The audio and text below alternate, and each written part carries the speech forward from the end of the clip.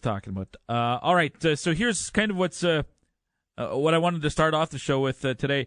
The news today, confirmation today, that the Minnesota Wild are sending Matt Dumba back to the WHL, which means he will report to the Portland Winerhawks. Because if you remember, right before, I guess it was about December 10th, 11th, something like that, about 10 days before Christmas, something. He was traded, his rights were traded from Red Deer to the Portland Winerhawks, as well as a pick. And Red Deer was getting Preston Kopech, who now that trade has officially been made, and he's able to join the Red Deer Rebels. There were also 3 picks going the other way should Dumba report, and I believe they were all second-round picks. There might have been a second or a third. One of them. Here, I got it now. 2014, a second-round pick. 2015, a second-round pick. And in 2016, either a second or a third-round pick, depending on when Dumba reports. So I'm not sure if that's going to be a second or a third. Maybe somebody will be able to chime in and let me know. So that's a decent return for the Red Deer Rebels, getting 3 high picks in exchange for 3 months of Matt Dumba. Well, and the playoffs, which I'm sure is what the Portland Winerhawks are counting on. Now, earlier today on Twitter, I made the comment that if I'm the Minnesota Wild, I don't know. I'm wondering if internally with Minnesota they were having the debate on whether to send him back to the WHL, knowing he would go to Portland, or just keep developing him in-house. And you can't send him to the American League; he's not old enough. But I believe they still have to pay him this year because he's played over the 9-game limit. And again, I'm not a CBA guy, so I might be wrong in that, but I believe that's the situation. So you're paying him either way. Do you want to keep him in-house and develop him, have him practice against NHL guys, get him into an NHL game every once in a while since you're paying him anyway?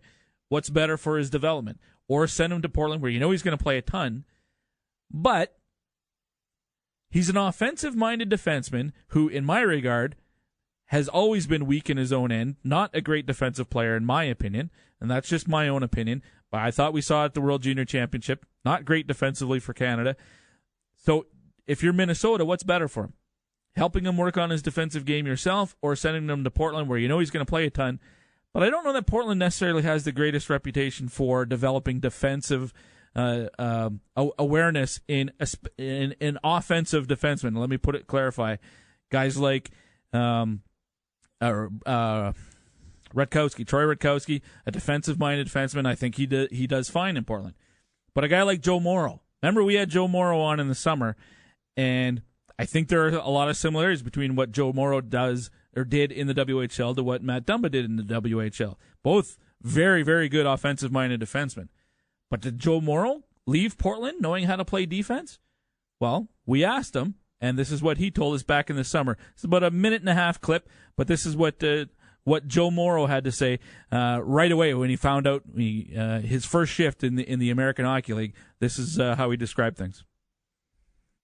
I got the puck, I was skating up the boards and made a pass, and I was just skating up the ice, and like 4 or 5 seconds later, just got absolutely crushed. I was like, oh, okay, yeah, I guess this is how this is going to go. So from that point on, I just realized that I was playing with men, and I wasn't playing with, kids that could possibly be 4 years younger than me and 40 pounds less than me. I was kind of the bottom of the barrel coming in there. And once I kind of got that through my head, about 6 months into the season, I started to play a lot better. But it was a big adjustment, especially as a defenseman that, kind of had more of an offensive upside that liked to carry the puck. I didn't have the puck as much, and I really needed to learn how to play defense. Frustrating? Extremely frustrating. It kind of took all the fun out of the hockey for the first, couple months. It was like, getting trained for a new job and you just have no idea what you're doing. So I was in the defensive zone just flying around trying to do my best, and I was just doing everything completely wrong. So Pittsburgh they did a good job of really telling me what I needed to work on, and every day after practice worked on it with me. So I,